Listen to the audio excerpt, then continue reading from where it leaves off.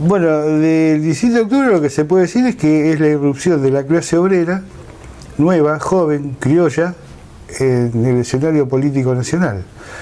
Cuando se produce una multitudinaria manifestación en la Plaza de Mayo y se logra rescatar de la prisión al entonces coronel Perón, que estaba detenido desde el 8 de octubre, creo que era, en la isla Martín García, que había ejercido hasta ese momento el Ministerio de Guerra, la Vicepresidencia de la Nación y la titularidad de la Secretaría de Trabajo del gobierno que encabezaba Farrell y que había producido un golpe de Estado en 1943, el 4 de junio del 43. Y que era un gobierno acorralado, aprisionado por las presiones de las grandes potencias, de los grandes diarios, de los partidos políticos en general, para presionar a ese gobierno a declarar el ingreso a la Segunda Guerra Mundial a favor de un sector o del otro, o sea, del eje en ese momento o de los aliados por el otro lado.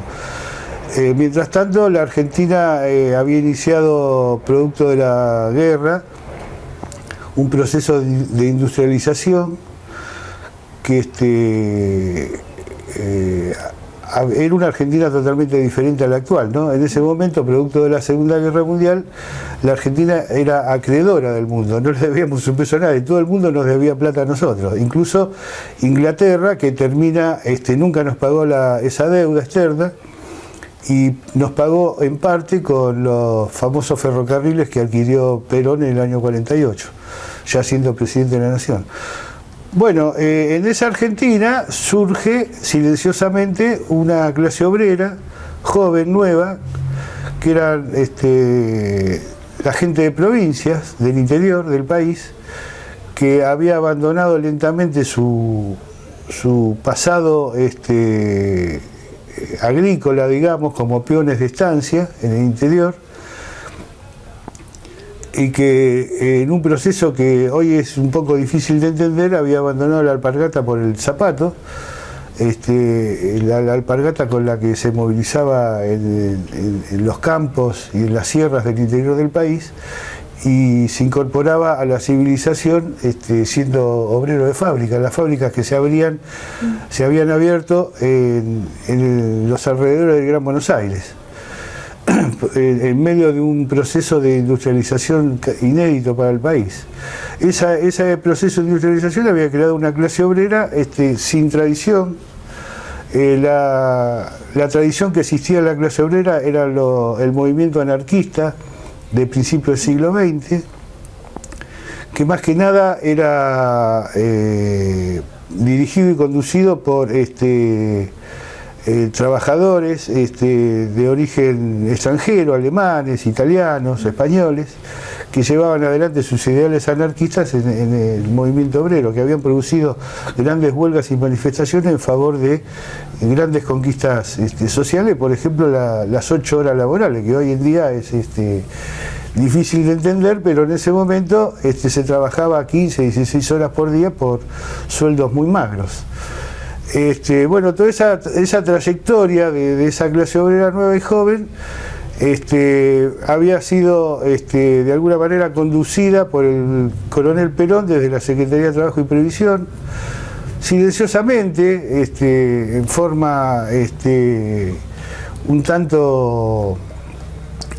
digamos, desconocida, creando federaciones de trabajadores, nuevos sindicatos, dividiendo los antiguos sindicatos que manejaba el Partido Comunista, que en ese momento luchaba por enviar grandes cantidades de carne a la Unión Soviética o a Inglaterra, al sector aliado, digamos, porque no había que dejar abandonado a los soldados en el frente. Y mientras tanto la Argentina mantenía una posición de neutralidad. En ese caso, por ejemplo, como ejemplo podemos hablar de Brasil,